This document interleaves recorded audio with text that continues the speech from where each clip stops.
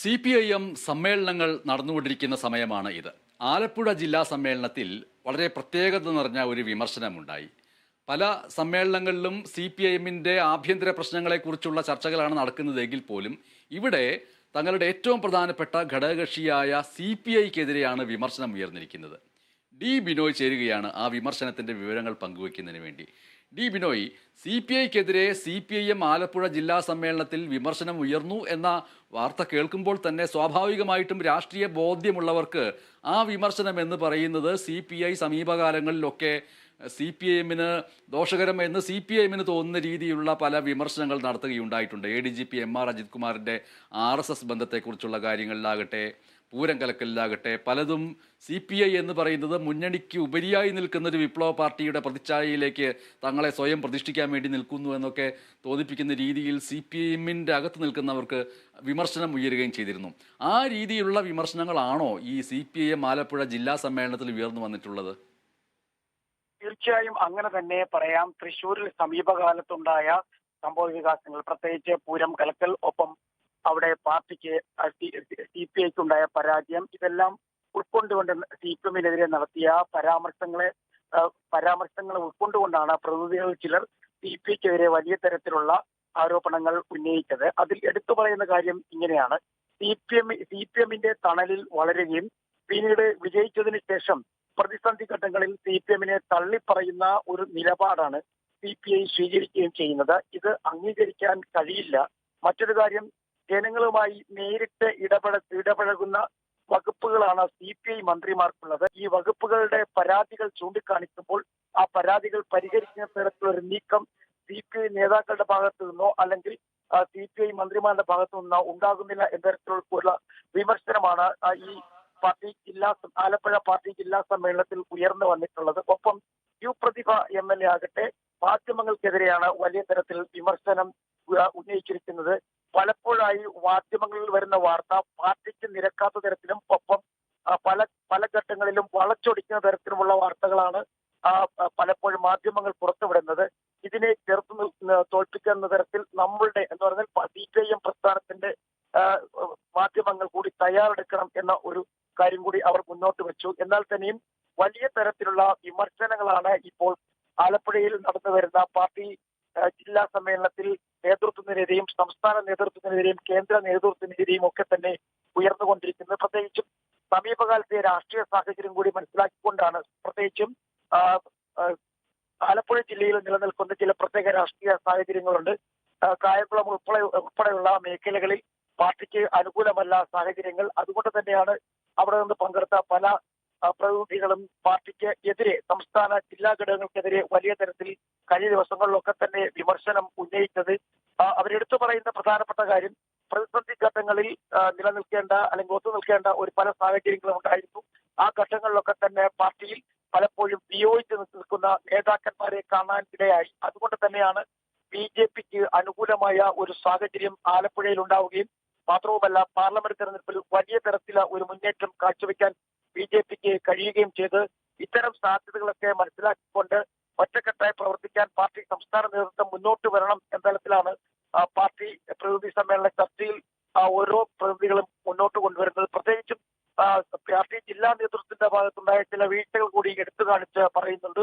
അതിൽ പ്രധാനമായും എടുത്തു പറയുന്നത് സമീപകാലത്തുണ്ടായ രാഷ്ട്രീയപരമായ ചില പ്രതിസന്ധി ഘട്ടങ്ങൾ ആലപ്പുഴയിൽ ഉണ്ടായതാണ്. കുട്ടനാട് ഉൾപ്പെടെയുള്ള പ്രദേശങ്ങളിൽ പാർട്ടിയോടൊപ്പം ഘടകകക്ഷികളായി നിൽക്കുന്ന സംഘടനകൾ, അവിടുത്തെ MLA ഉൾപ്പെടെയുള്ളവർ, പ്രത്യേകിച്ച് തോമസ് കെ തോമസ് പേരെടുത്ത് പറയാതെയാണ് അത് മുന്നോട്ട് പറഞ്ഞത്, MLA ഉൾപ്പെടെയുള്ളവർ മന്ത്രിസ്ഥാനത്തിന് വേണ്ടി പാർട്ടിക്കകത്ത് നടത്തുന്ന വിലപേശലുകൾ ഇത് അംഗീകരിക്കാൻ കഴിയില്ല.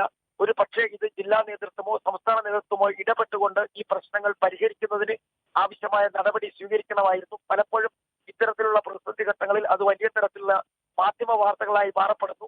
ഈ വാർത്തകൾ പാർട്ടിയെ വലിയ തരത്തിൽ ക്ഷീണിപ്പിക്കും എന്നും ചില പ്രതിനിധികൾ മുന്നോട്ട് വെച്ചു. പ്രത്യേകിച്ചും പാർട്ടിക്ക് ആലപ്പുഴ ജില്ല, CPIMന് ആലപ്പുഴ ജില്ലയിൽ വലിയ തരത്തിലുള്ള ചില പ്രശ്നങ്ങളും പ്രതിസന്ധികളുമുണ്ട്. അത് പരിഹരിക്കാൻ സംസ്ഥാന നേതൃത്വം ഇടപെടുന്നില്ല. ഒപ്പം പാർട്ടിയിൽ ഇപ്പോഴും തന്നെ വിയോജിപ്പുള്ള അല്ലെങ്കിൽ പാർട്ടിയുടെ ജില്ലാ നേതൃത്വത്തോടൊപ്പം ചേർന്ന് നിൽക്കാത്ത ചില നേതാക്കന്മാരുണ്ട്. ഇവർ അണികളെ ചേർത്ത് നിർത്തിക്കൊണ്ട് ഒരു തുരുത്തുകൾ പോലെ പ്രവർത്തിക്കുന്ന ഒരു സാഹചര്യം ഇപ്പോഴുണ്ട്. ഇത്തരം പ്രവണതകൾ വെച്ചുപൊറിപ്പിക്കാനാവില്ല. ഇതിനെതിരെ ശക്തമായ നിലപാട് പാർട്ടി സംസ്ഥാന നേതൃത്വത്തിന്റെ ഭാഗത്തുനിന്നുണ്ടാകണം. ആ നിലപാട് വൈകുന്നതനുസരിച്ച് വലിയ തരത്തിലുള്ള പ്രതിസന്ധികൾ പാർട്ടിക്കകത്ത് ഉടലെടുക്കും എന്നും ചർച്ചയിൽ പങ്കെടുത്ത ചില നേതാക്കൾ പറഞ്ഞു വെച്ചു. എം.എസ്.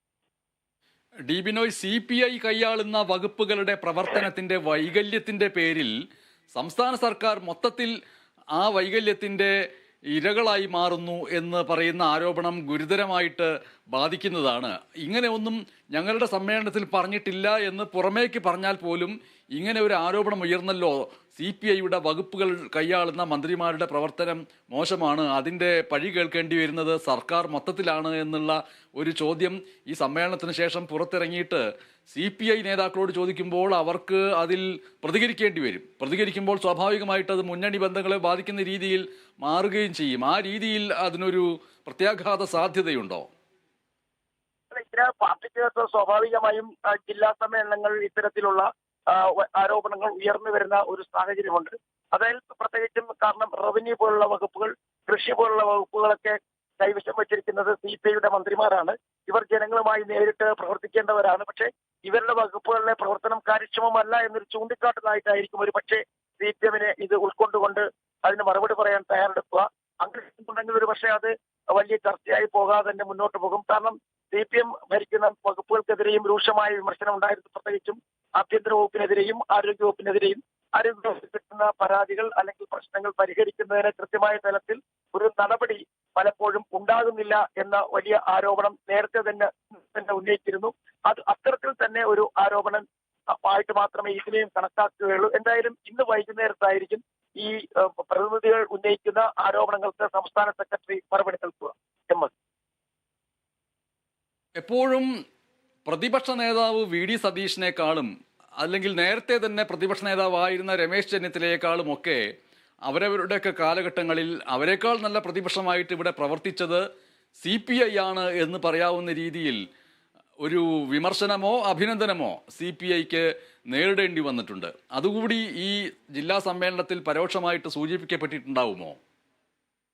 തീർച്ചയായും നമ്മൾ മനസ്സിലാക്കേണ്ട ഒരു കാര്യം, പലപ്പോഴും CPI ബന്ധം വളരെ കൃത്യമായി മുന്നോട്ട് കൊണ്ടുപോകാൻ കഴിയാത്ത ഒരു ജില്ല കൂടിയാണ് ആലപ്പുഴ. അവിടെ പലപ്പോഴായി ഇണങ്ങിയും പിണങ്ങിയും മുന്നോട്ട് പോകുന്ന CPI നേതാക്കളെയാണ് നമുക്ക് കാണാൻ കഴിയുന്നത്. അതുകൊണ്ട് തന്നെ പല ആവർത്തി നമ്മൾ കഴിഞ്ഞ കുറേ വർഷങ്ങൾ എടുത്ത് പരിശോധിക്കുകയാണെങ്കിൽ തന്നെ മനസ്സിലാക്കാൻ കഴിയും, ആലപ്പുഴയിൽ നിന്നുള്ള നേതാക്കൾ വലിയ തരത്തിലുള്ള ആരോപണങ്ങൾ CPMനെതിരെ ഉയർത്തുക പതിവാണ്.